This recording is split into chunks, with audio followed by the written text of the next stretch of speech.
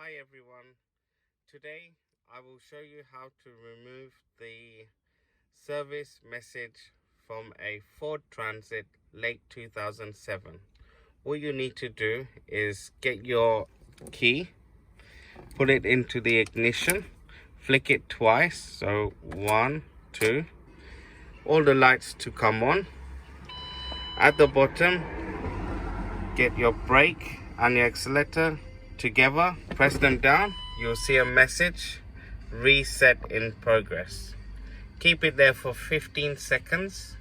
1, 2, 3, 4, 5, 6, 7, 8, 9, 10, 11, 12, 13, 14, 15.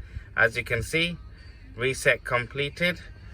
Remove your pedals and switch the ignition off. Once you've done that, try to restart it and service is removed. Thank you very much. CB Auto Commercial.